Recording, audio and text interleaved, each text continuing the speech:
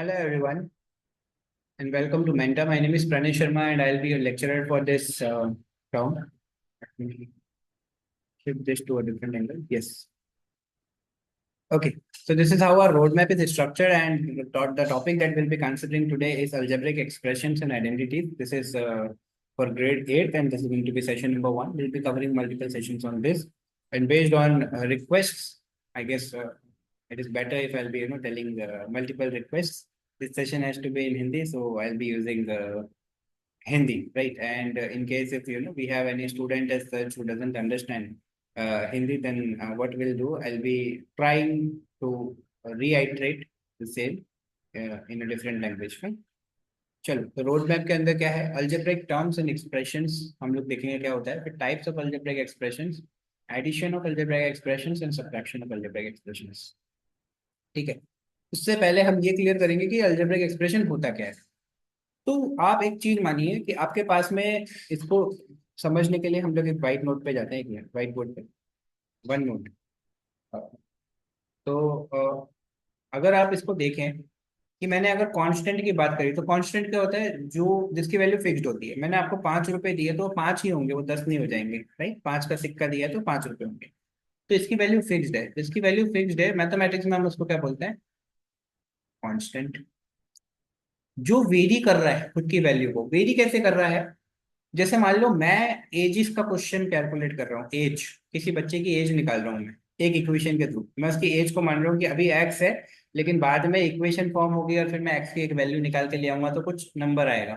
Right एक मैं calculate कर रहा हूँ स्पीड ठीक है स्पीड कैलकुलेट कर रहा हूँ उसमें भी मैंने एक्स मानी स्पीड राइट ठीक है तो अब मान लो एक्स जो है वो किस में निकल के आएगा आइदर इन मीटर्स पर सेकंड और इन किलोमीटर पर आवर जो भी मैं यूनिट यूज कर रहा हूँ लेकिन इधर एक्स जो होगा वो काय में आएगा ईयर्स में कि कोई बच्चा है 5 साल का 6 साल का ऐसे आएगा तो देख रहे हो आप ये वेरिएबल एक जैसा ही है एक्स ही है लेकिन इसकी अलग अलग टाइम पे अलग अलग समय पे इसकी जो यूनिट है वो अलग है और ये अलग अलग चीज को रिप्रेजेंट कर रहा है तो it is having a capacity to change its value यही बोल सकते हैं that is why it is known as variable तो एक्स वाई जिनकी वैल्यू हमें पता नहीं होती है वो हम वेरिएबल कहते हैं उनको तो अब बात आती है टर्म क्या होता है मैथमेटिक्स में बोलता है टर्म टर्म क्या होता है एक कांस्टेंट और एक वेरिएबल अगर इनको मल्टीप्लिकेशन या डिवीजन से ऐसे कनेक्ट किया जाए तो ये एक टर्म बनाएगा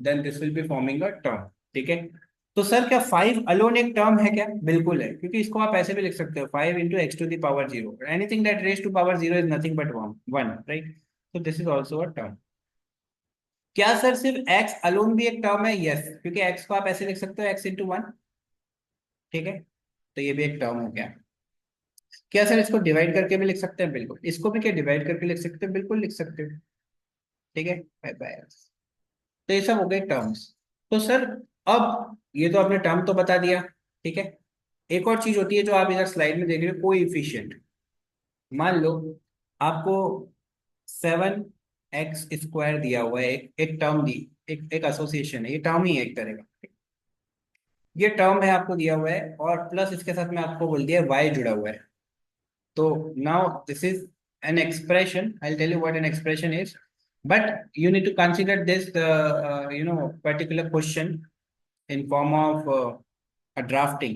कैसे देखो क्वेश्चन ये है कि 7x² प्लस वाई अपन को एक चीज दे रखी है अब क्वेश्चन एग्जाम में आया कि कोएफिशिएंट ऑफ x² बताइए तो आप क्या करेंगे लेफ्ट से राइट इसको स्कैन करो मतलब अपनी नजरों से घुमाओ ठीक है x² वाला टर्म कौन सा है ये वाला आइडेंटिफाई करो ठीक है and then what we will do we will be dividing it by x²।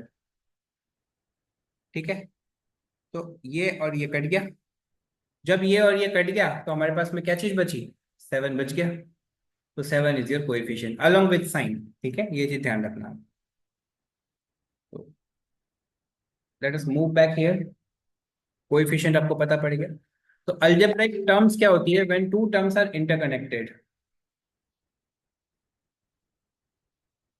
Late us say we have x 7x² plus 7x plus 1 right? This is a term, this is also a term, this is also a term. So when we have terms getting connected to our more terms, then this particular thing is known as algebraic expression, right? So I hope I have answered all of this. What do we understand by variable? What do we understand by coefficient? What is constant? And operators are plus, minus, multiplication, and division. Technically, we have plus and minus because division is nothing but subtraction, and addition, multiplication is nothing but an addition, right? So this is the tree, right? And this, with the help of this tree, we'll be able to identify what exactly do we have in terms of algebraic expression. X एक variable था, पाई एक variable था. जब दोनों को multiply किया तो क्या आ गया? 5x. एक और टर्म है 7, कांस्टेंट टर्म. उन दोनों को ऐड किया हमने तो 5x प्लस 7 बना. दो टर्म्स कनेक्ट हुई प्लस और माइनस से तो अल्जेब्राइक एक्सप्रेशन बन गया. डिवीजन होता तो सर, और मल्टीप्लीकेशन, डिवीजन और मल्टीप्लीकेशन में टर्म ही रहता, क्योंकि 7 × 5 मल्टीप्लाई हो जाता, ठीक है, और 5/7 डिवाइड हो जाता, तो ये टर्म ही रहता आपका. लेकिन एडिशन और सब्ट्रैक्शन से अलजेब्रिक एक्सप्रेशन बन गया है.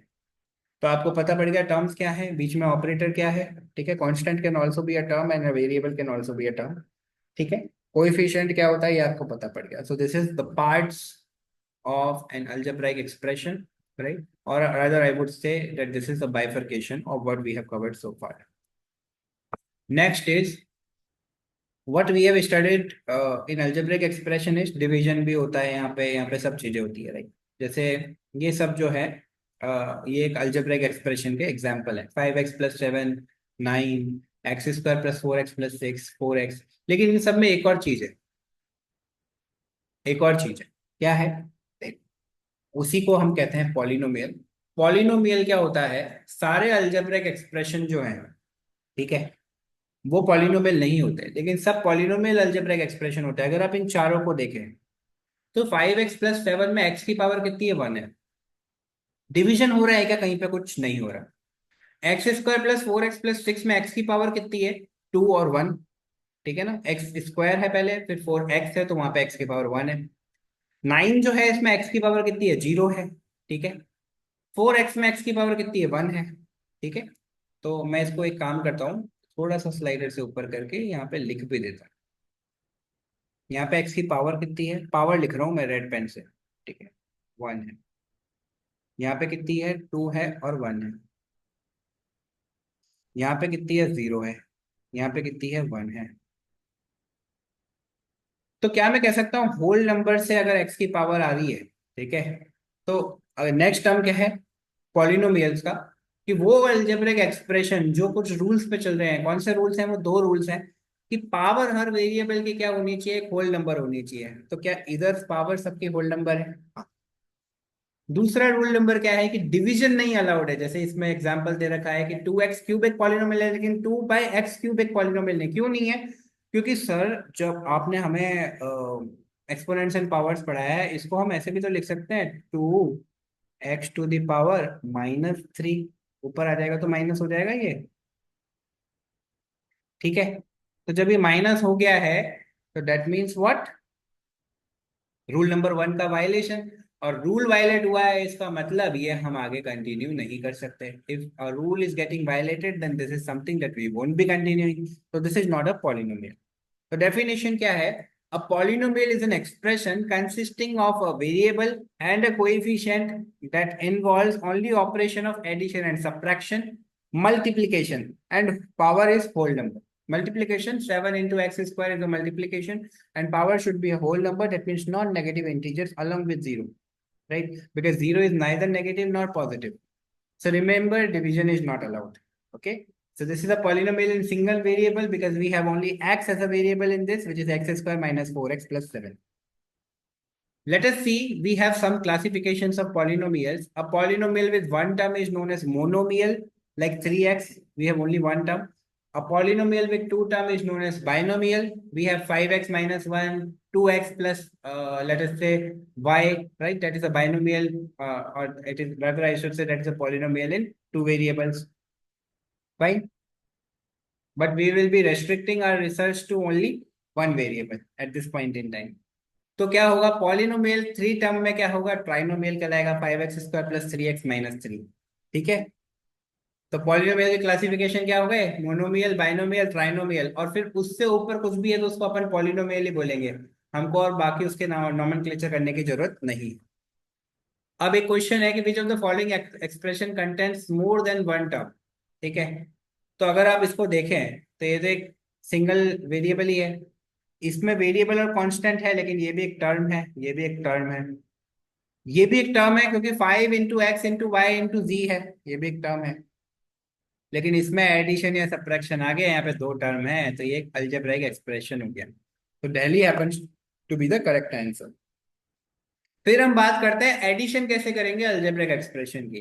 तो देखो, दो कॉन्सेप्ट है कि लाइक टर्म्स क्या होता है, कि जो वेरिएबल सेम है, जिस जिस टर्म्स के दो टर्म, दो अलजेब्रिक एक्सप्रेशन आपको दे दिए, अब आपको उनको ऐड करना है।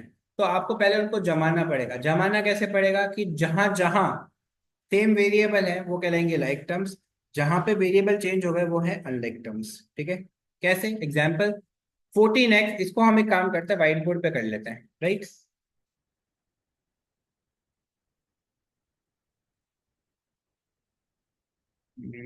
Let me see if I can copy this. तो बार बार इधर देखने की जरूरत नहीं पड़ेगी। हो गया कॉपी। इसको थोड़ा सा बड़ा कर सकते हैं, हाँ कर सकते हैं। I hope the question is clear. वो बोल रहे हैं आपको कि आपने ऐड करना है 14x z, मैं z को छोटा बना देता हूँ, कोई दिक्कत नहीं। 5y z, ठीक है, +8z y, ठीक है। अब yes, okay, then I am writing this as gx, 9gx, the other term right below this, minus,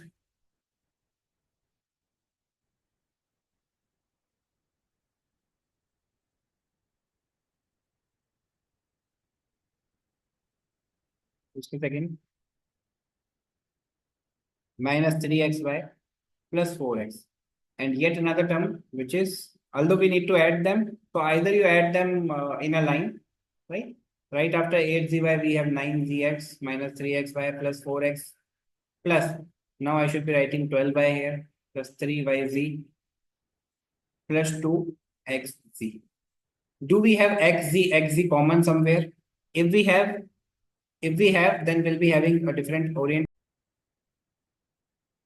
All right. So we were discussing whenever we are given with any situation as such, we need to add it, right? So this was the question given to us. So what I have done, I have arranged it. See, if you can, follow the order. This is known as vertical addition, right? We will be either going horizontally or we'll be going vertically. Now, like terms are to be clubbed under like terms. 14xz, 9xz, and 2xz. These are like terms because we have same variables, right? Group of variables or a variable. So like terms. 12y is not a like term because this is something that is separate. So how we can add them? If you can, if I'll be, just allow me a second, let me copy this. In case if that works out, I'll be guiding you. देखो, हाँ copy हो गया है, fine. देखो, इसके अंदर अगर आप इसके अंदर ध्यान से देखें तो क्या मैं इधर प्लस करके 0y लिख दूं? क्या मैं इधर प्लस करके 0y लिख दूं? ठीक है, तो 12y plus 0y plus 0y 12y हुआ। इसको ऐड किया, 25x हुआ। क्या मैं इधर प्लस करके 0yz कर दूं तो कंप्लीट हो गया?